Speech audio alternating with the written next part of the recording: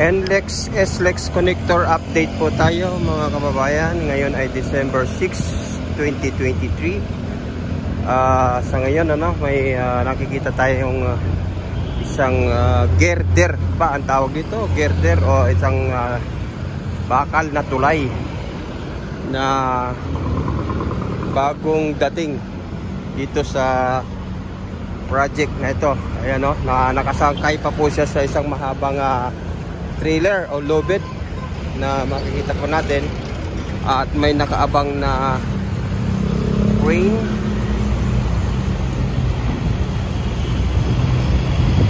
So ayan, at ayon sa ating source mga kababayan, ito daw ay ikakabit nila mamayang gabi. So tabayanan po natin guys sa pagkakabit nitong naturang bakal o girder na ngayon ay nakikita natin dito sa ating harapan ngayon. Ito po yung itatawid nila dito sa highway na ito mga kababayan. Ayan, napakahaba po. Napakahaba. So sa tingin ko nasa hindi natin matansya guys kung gaano kahaba itong naturang girder na to o naturang bakal na to, no? At dalawa po siya yung napansin natin dito na nakatambay lang, no? Dito, ayan, no? So ito guys,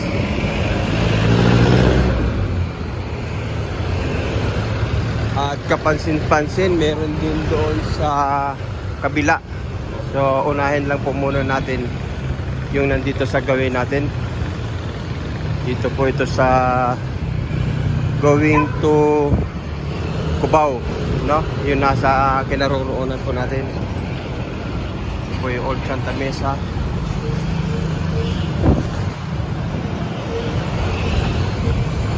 So ayan po guys, latest update po tayo sa naturang project dito sa NLEX SLEX connector.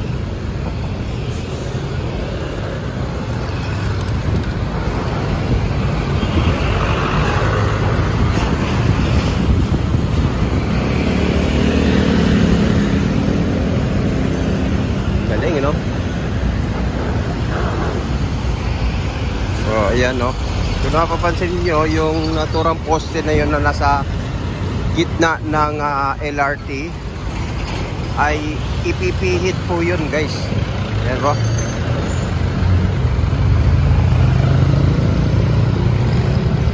So ito na po yung latest update. Wala na pong mga construction worker na gumagawa doon. At sa pagkakaalam po natin, isasampan na ito naturang girder na ito mamayang gabi. So antabayanan nyo po guys sa pagsasampan nito, dahil pilitin po natin makakuha ng drone shot para mai-update ko po kayo ng maganda, no? Sa ngayon, ayan po yung kaganapan dito sa project ng NLEX connector. Ayan, no? So ayan po yung area guys. Po yung project.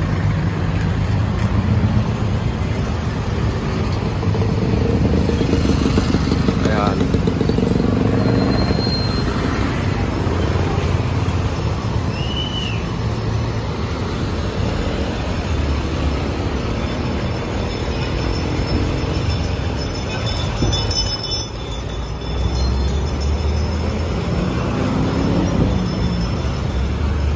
So ayan nga po, no? Ito po yung project guys.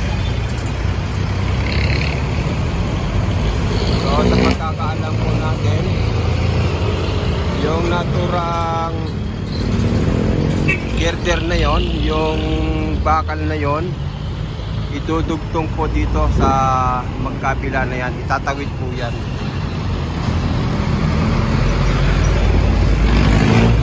Ito.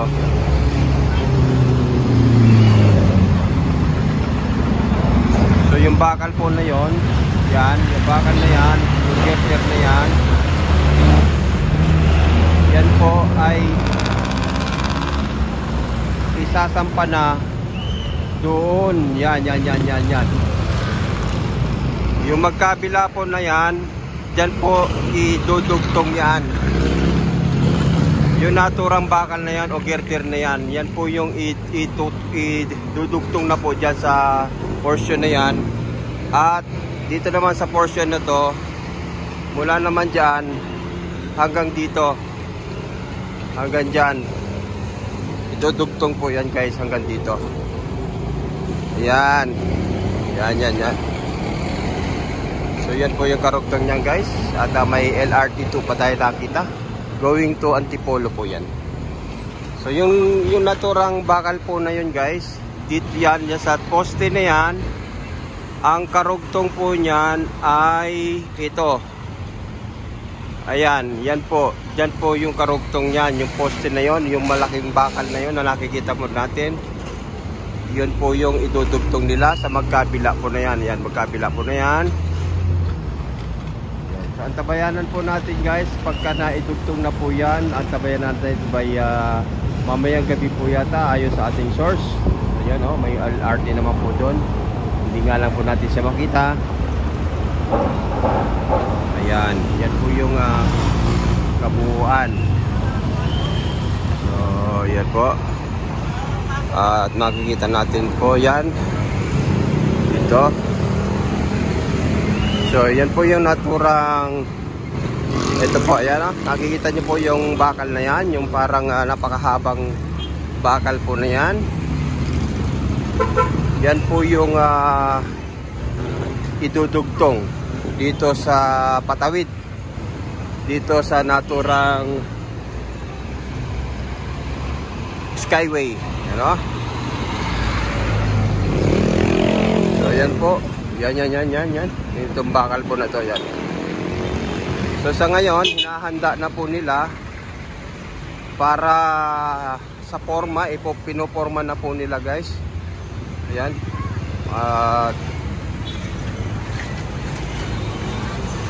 Wala po tayo nakikitang worker dahil break time po nila. Sa ngayon ay alas 12 po ng tanghali tayo nagawi dito sa project. So yan po.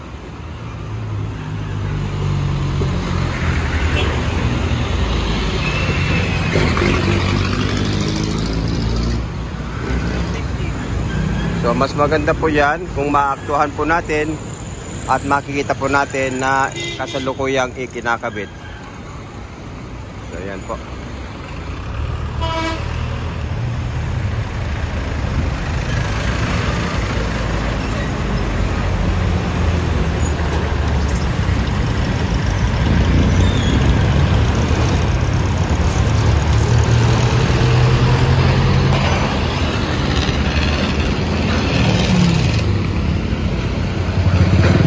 Santa Mesa NLEX connector. So karugtong po ito guys ng Balintawak C3 Caloocan. Yan po yung kanyang ano. Yan.